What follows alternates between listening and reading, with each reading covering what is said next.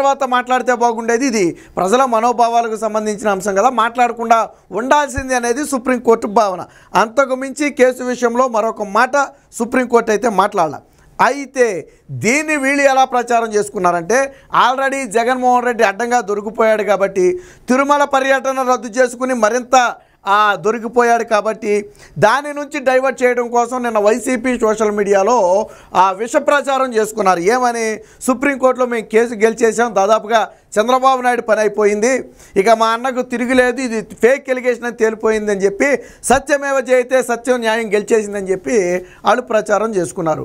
అసలు కేసు పూర్వాపరాల్లోకి వెళ్లకుండానే సుప్రీంకోర్టు బేసిక్గా చంద్రబాబు గారు ఒక రాష్ట్ర ముఖ్యమంత్రిగా ఉన్నారు కాబట్టి ఆయన మాట్లాడితే అది ప్రజల్లో ఎఫెక్ట్ చూపుతుంది కాబట్టి ఇలాంటి విషయాల్లో అన్ని ఆధారాలు వచ్చే వరకు ఆయన ఆగి ఉండాల్సిందనేది కోర్టు వాదన. ఇందులో కేసుకు కానీ కల్తీ నేతికి కానీ ఏఆర్ సంస్థ గురించి కానీ ఎటువంటి వ్యాఖ్యలు కూడా కోర్టు చేయాలి, అసలు కేసు పూర్వపరాల్లోకి వెళ్ళాల.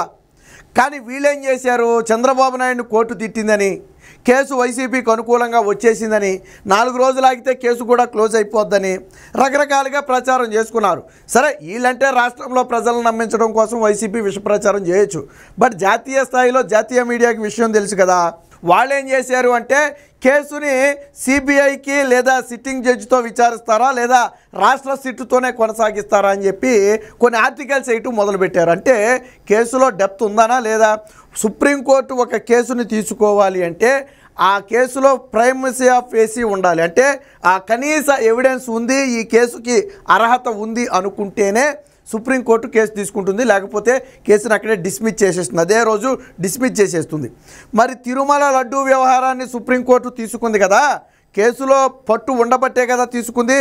లేదు మీరు అనుకున్నట్టే కేసులో కన్నా పట్టు లేకపోయి ఉంటే, మీరు అనుకున్నట్టుగా చంద్రబాబు గారిని లేకపోతే ఆ రాష్ట్ర ప్రభుత్వాన్ని తప్పని సుప్రీంకోర్టు అనుకుని ఉంటే కేసును కొట్టేయాలి కదా.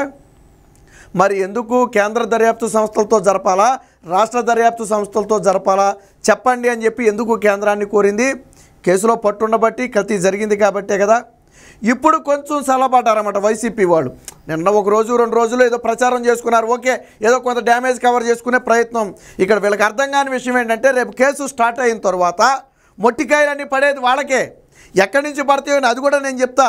ఇప్పుడు ముందు నేతిని ఎందుకు అంత తక్కువ ధరకు ఎలా ఇచ్చారు, ఎందుకు ఇచ్చారు, ఆ ఏఆర్ సంస్థకి అంత క్యాపబిలిటీ ఉందా అనే దాని దగ్గర మొదలు పెడితే, ట్యాంకర్లు ఎందుకు పరిశీలన చేయకుండా లోనకు పంపుతున్నారు అంటే, వాస్తవానికి ఏంటంటే నేతిలో కొవ్వు పదార్థాలు కలిసాయా లేదా అనే టెస్ట్ చేసే పరికరాలు తిరుపతిలో లేవు. 75 లక్షలు దానికి ఖర్చు అవుతుంది, వైసీపీ హయాంలో పెట్టలా, అయితే దాన్ని బయటకు పంపించేయించారు.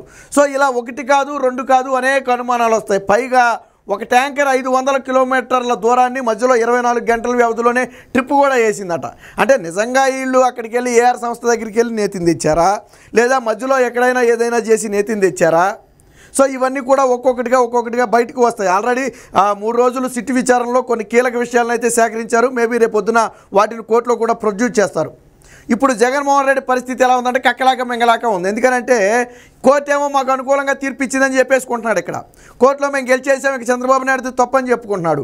రేపుగాన కోర్టులో జగన్మోహన్ రెడ్డి ప్రభుత్వ హయాంలో ఈ టెండర్ ఇచ్చారు, అప్పుడే కల్తీ జరిగిందని కోర్టు నిర్ధారిస్తే జగన్మోహన్ రెడ్డి తల ఎక్కడ పెట్టుకోవాలా, వాస్తవంగా ఇలాంటి కేసులు ఏమంత ఈజీగా తేలవు. కానీ ఇది కోట్లాది మంది భక్తుల మనోభావాలకు సంబంధించిన అంశం కాబట్టి ఖచ్చితంగా ఈ కేసులో పురోగతి అనేది అయితే వేగంగానే ఉంటుంది. రెండోది, ఇప్పుడు కేంద్ర ప్రభుత్వం ఏ నిర్ణయం తీసుకుంటుందో కూడా జగన్మోహన్ రెడ్డికి మింగుడు పడని అంశంగా మారింది. ఎందుకంటే సుప్రీంకోర్టు కేంద్రం నిర్ణయాన్ని అడిగింది. స్వతంత్ర దర్యాప్తు సంస్థ లేదా కేంద్ర దర్యాప్తు సంస్థ లేదా సిట్టా దేని ద్వారా విచారణ జరిగితే బాగుంటుందని మీరు అనుకుంటున్నారు, మీ నిర్ణయాన్ని తెలపండి అని చెప్పి కేంద్ర ప్రభుత్వాన్ని అడిగింది. రేపొద్దున దానికి సంబంధించి కేంద్రం ఒక నిర్ణయాన్ని కూడా ప్రకటిస్తుంది. ఒకవేళ కేంద్ర దర్యాప్తు సంస్థ సిబిఐ లాంటి వ్యవస్థలకు అప్పగిస్తే జగన్మోహన్ రెడ్డి తన కొరివిని తానే గోకి తెచ్చుకున్నట్టుగా. ఎందుకంటే గతంలో వివేకానంద రెడ్డి హత్య కేసుని ఒకసారి తీసుకుందాం. ఫస్ట్ సిబిఐ ఎంక్వైరీ అడిగింది జగన్మోహన్ రెడ్డి, ముఖ్యమంత్రి అయిన తర్వాత వద్దన్నది జగన్మోహన్ రెడ్డి, మళ్ళీ సిబిఐ ఎంక్వైరీ ఇచ్చిన తర్వాత హత్యలో జగన్మోహన్ రెడ్డి అండ్ పాత్ర ఉందని చెప్పి దాదాపుగా నిర్ధారించిన పరిస్థితి, అవినాష్ రెడ్డి పాత్ర నిర్ధారించిన పరిస్థితి. అవినాష్ రెడ్డి తండ్రి భాస్కర్ రెడ్డిని ఆల్రెడీ అరెస్ట్ కూడా చేశారు. సొంత చెల్లెళ్ళే జగన్మోహన్ రెడ్డి భారతీ రెడ్డిల పాత్రల మీద అనుమానం వ్యక్తం చేస్తున్నారు. ఏమైంది, చివరికి సిబిఐకి ఇస్తే జగన్మోహన్ రెడ్డి జుట్టు మొత్తం లాగి చేతిలో పెట్టారు కదా. అది ఇంకా నీ కుటుంబం ఒక రకంగా ఏంటంటే నీ కుటుంబ వ్యవహారంగా మాట్లాడుకోవచ్చు దాన్ని. కానీ ఈరోజు తిరుమల వ్యవహారం అనేది ఒక కుటుంబానికి చెందిందో ఒక వ్యక్తికి చెందిందో కాదు. కాబట్టి ఖచ్చితంగా ఈ కేసులో ఆ కేసు ముందుకు వెళ్ళే కొంది జగన్మోహన్ రెడ్డికి కష్టకాలం తప్పదు. నిన్నటి వరకు తనకు అనుకూలంగా ప్రచారం చేసుకున్నారు. ఇంత చిన్న లాజిక్ ఎలా మర్చిపోయారు నాకు అర్థం కావట్లా. కోర్టు ఎక్కడా కూడా మెరిట్స్లోకి వెళ్ళలా, అసలు కేసు ఏంటి అనేది పూర్తిగా డెప్త్గా అధ్యయనం చేయలా. కోర్టు కొన్ని అనుమానాలను వ్యక్తం చేసింది. చంద్రబాబు గారు మాట్లాడి ఉండకూడదని చెప్పారు. ఇక్కడ కూడా కోర్టును ఒక చోట తప్పుదో పట్టించారు. పబ్లిక్ మీటింగ్లో చంద్రబాబు గారు మాట్లాడారని చెప్తే కోర్టు అదే వ్యాఖ్య బయట అప్పుడు కోర్టులో కూడా చేయడం జరిగింది. వాస్తవానికి చంద్రబాబు గారు పబ్లిక్ మీటింగ్లో ఈ నేతి గురించి మాట్లాడలేదు. అది 4 గోడల మధ్య జరిగినటువంటి ఎమ్మెల్యేల సమావేశంలో తొలిసారిగా మాట్లాడారు. రెండోది, చాలామంది ఎందుకు 4 రోజులు గ్యాప్ వచ్చింది, ఎందుకు 4 రోజులు గ్యాప్ వచ్చిందని చెప్పి చాలామంది అడుగుతున్నారు. వాస్తవానికి ఆ రిపోర్టులో జంతు కొవ్వు కలిసింది అని తెలియగానే వెంటనే ఏఆర్ సంస్థకు టీటీడీ షోకాజ్ నోటీస్ ఇచ్చింది. ఆ షోకాజ్ నోటీసుకి 4 రోజులు 5 రోజుల తర్వాత ఏఆర్ సంస్థ రిప్లై ఇచ్చింది. మేము ఇచ్చిన నెల్తీలో ఎటువంటి కల్తీ లేదు, అంతా మంచినయ్యే ఇచ్చాము, ఈ కల్తీ అయితే మా దగ్గర జరగలేదని చెప్పి ఒక రిప్లై ఇచ్చింది. తరువాత మళ్ళీ ఏఆర్ సంస్థ పంపినటువంటి ఏదైతే ఆ రిపోర్ట్స్ ఉన్నాయో వాటన్నిటినీ కూడా కొంతమంది నిపుణుల చేత టీటీడీ మళ్ళీ పరిశీలింపజేసింది. తరువాత లీగల్ అడ్వైస్ తీసుకుంది. ఇలా ఏఆర్ సంస్థ నుంచి వచ్చినటువంటి నేతిలో కల్తీ వచ్చిందని వచ్చింది. సో ఏం చేయాలి, ఈ సంస్థ మీద కేసులు పెట్టాలా, బ్లాక్ లిస్ట్లో పెట్టాలా, లేకపోతే ఆ సంస్థకు చెందిన వాళ్ళని అరెస్టు చేయాలా, ఏం చేయాలి, కోర్టులో వేయాలా? ఇలాగా 1కి 10 సార్లు కొంతమంది న్యాయ నిపుణులు అలాగే ఇతరుల సలహాలు తీసుకుంది. సో దీనికి పట్టిన సమయం అది. చంద్రబాబు గారు కూడా రిపోర్ట్ వచ్చిన మన్నాడే ప్రెస్ మీట్ పెట్టి చెప్పేయచ్చు. కానీ కోర్టు అందరూ చూసారా దేవుడిని రాజకీయాలకు దూరంగా ఉంచాలని. కాబట్టి చంద్రబాబు గారు దేవుడి విషయంలో మనకెందుకులే రాజకీయాలు, తన పని తాను చేసుకుంటూ పోతలే టీటీడీ అని చెప్పి ఆయన దూరంగా ఉన్నారు. అన్నట్టుగానే ఇదే నెల గ్యాప్లో ఆ సంస్థకు షోకాజ్ నోటీస్ ఇవ్వటం, వాళ్ళు తిరిగి రిప్లై అవ్వటం, తర్వాత న్యాయ నిపుణుల సలహా తీసుకుని ఆ సంస్థను పూర్తిగా బ్లాక్ లిస్ట్లో పెట్టడం, ఆ తర్వాత దీని మీద ఒక విచారణ కమిటీని ఇన్నర్గా కూడా వేయటం, ఆ ల్యాబ్ రిపోర్ట్స్ని మరొకసారి ఆ నిపుణుల చేత టెస్ట్ చేయించటం, అంటే అందులో ఎంత శాతం 100కి 100% నమ్మొచ్చా లేదా అందులో ఇంకా ఏదైనా ఇదిగా ఉందా అనే దాని మీద మళ్ళీ ఒక కమిటీ వేయటం, ఇదంతా కూడా 4 రోజులు జరిగిన గ్యాప్. ఇది ఒక రోజులో జరిగేది కాదు కదా. అయినప్పటికీ చంద్రబాబు గారు ఇదంతా జరుగుతుందని చంద్రబాబు గారికి తెలుసు. రిపోర్ట్లో జంతు కొవ్వు వచ్చిందని తెలుసు, వారికి షోకాజ్ నోటీస్ ఇచ్చారని తెలుసు, వాళ్ళు రిప్లై ఇచ్చారని తెలుసు, ఆ సంస్థని టీటీడీ బ్లాక్ లిస్ట్లో పెట్టిందని తెలుసు. కానీ ఏ రోజు చంద్రబాబు గారు మాట్లాడాల, ఏ రోజు దీని గురించి చంద్రబాబు గారు మాట్లాడాలి. ఎందుకంటే దేవుడిని రాజకీయాల్లోకి లాగకూడదు.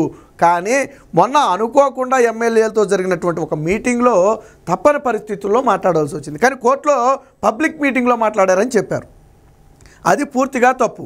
ఒక రాష్ట్ర ముఖ్యమంత్రిగా వాస్తవానికి కోర్టు ఏమంటదంటే, మీరు సిట్ని ముందే ఏర్పాటు చేసి ఉండొచ్చు కదా, ఎందుకు దీని మీద వ్యాఖ్యలు చేయటం, సిట్టు ఆధారాలు సేకరించిన తరువాత మాట్లాడితే అది వేరు, ముందెందుకు మాట్లాడాలనేది ఆ కోర్టు భావన. కానీ చంద్రబాబు గారి భావన ఏంటంటే, ఆల్రెడీ ల్యాబ్ రిపోర్ట్లో జంతు కొవ్వు ఉంది అని స్పష్టంగా వచ్చింది. సరే, ఈ రిపోర్ట్లు, ల్యాబులు, టెస్టులు అన్నీ పక్కన పెడదాం. తిరుమల వెళ్ళే భక్తుల మనోభావాలను తీసుకుందాం. తిరుమల వెళ్ళి రెగ్యులర్గా నెలకొకసారి లేదా 2 నెలలకు ఒకసారి తిరుమల వెళ్ళే వాళ్ళు చాలామంది ఉంటారు. నెంబర్ ఆఫ్ టైమ్స్ వెళ్ళిన వాళ్ళు చాలామంది ఉంటారు. వాళ్ళందరూ కూడా వైసీపీ హయాంలో లడ్డూ నాణ్యత లేదు అని స్పష్టంగా చెప్పారు. దీనికి ఎగ్జాంపుల్ కూడా నేను ఒకటి చెప్తా. మీరు నారా లోకేష్ అఫీషియల్ ట్విట్టర్ హ్యాండిల్లోకి వెళ్ళి 2023 మేబీ డిసెంబరు ఆ టైంలో చూడండి, డిసెంబరు 29, 30 ఆ టైంలో చూడండి. నారా లోకేష్ గారికి ఒక వ్యక్తి ట్యాగ్ చేశాడు. ఏమనంటే, కూటమి అధికారంలోకి రాగానే ముందు తిరుమల లడ్డూని మార్చాలి, తిరుమల లడ్డూ టేస్ట్ మొత్తం మారిపోయింది, తిరుమల లడ్డూ నిల్వ కూడా ఉండటం లేదు, ఎందుకనో తిరుమల లడ్డూ తింటే ఒకప్పుడు ఒక ఫీల్ ఉండేది, ఇప్పుడు ఆ ఫీల్ ఉండలేదు అని చెప్పి నారా లోకేష్ గారికి ట్యాగ్ చేస్తే, నారా లోకేష్ గారు ఒక రోజు తర్వాత మేబీ డిసెంబర్ 2023 ఎన్నికలకు ముందు నేను చెప్పేది డిసెంబర్ 30, 31 టైంలో అనుకుంటా ఒక రిప్లై ఇచ్చారు. ఏమని? ఎస్, ఖచ్చితంగా మేము వచ్చిన తర్వాత తిరుమలను ప్రక్షాళన చేస్తాం. గతంలో ఏదైతే భక్తులు తిరుమల లడ్డూని అత్యంత ప్రీతిపాతంగా స్వీకరించేవారో అదే లడ్డూని అదే క్వాలిటీతో అదే క్వాంటిటీతో తిరిగి మళ్ళీ మేము తీసుకొస్తామని చెప్పి, నాకు కూడా చాలా కంప్లైంట్లు ఈ తిరుమల లడ్డూ మీద వచ్చాయని చెప్పి నారా లోకేష్ ఒక రిప్లై కూడా ఇచ్చారు. మీరు సోషల్ మీడియాలో ఉంది, కావాలంటే నారా లోకేష్ గారి హ్యాండిల్లోకి వెళ్ళి చూసుకోవచ్చు మీరు, అందులో నో డౌట్. మరి ఇప్పుడు చెప్పండి, తిరుమల లడ్డూలో నాణ్యత లేదని, వాసన వస్తుందని లేదా. మొన్న కూడా ఒక తమిళనాడు భక్తురాలు, మొన్న రీసెంట్గా ఒక 1 వీక్ 10 డేస్ బ్యాక్ తమిళనాడుకి చెందినటువంటి భక్తురాలు ఏం మాట్లాడింది, ఆవిడ రెగ్యులర్గా తిరుమల వెళ్ళొద్దంట. గత 5 వాస్తవానికి వాళ్ళకి ఏంటంటే తిరుమల లడ్డూను ఒకసారి తీసుకెళ్తే 2 వారాలు ఉన్నా కానీ లడ్డు గట్టిగానే ఉండేదట, ఎక్కడ చెక్కు చెదిరేది కాదు, బూజు పట్టేది కాదు. కానీ ఇటీవల జగన్మోహన్ రెడ్డి గెలిచిన తర్వాత ఎప్పుడు తిరుమల వచ్చి బంధువులకి ఇద్దామని లడ్డూలు తీసుకెళ్ళినా, ఇప్పుడు దూర బంధువులు ఉన్నారనుకోండి, అదే రోజు ఇవ్వలేరు, వాళ్ళకి 4 రోజులు 5 రోజులు వారం రోజులు 10 రోజులు టైం పడుతుంది ఒక్కోసారి. కానీ ఇప్పుడు జగన్మోహన్ రెడ్డి వచ్చిన తర్వాత ఈ టీటీడీ లడ్డూని తీసుకెళ్తే 3 రోజుల్లోనే పాసిపోతుంది, స్మెల్ వచ్చేస్తుంది, మాకు అదే అర్థం కాలేదు, ఎందుకు ఇలా జరుగుతుంది అనేది మాకు అర్థం కాలేదు అని చెప్పి భక్తురాలు చెప్తుంది.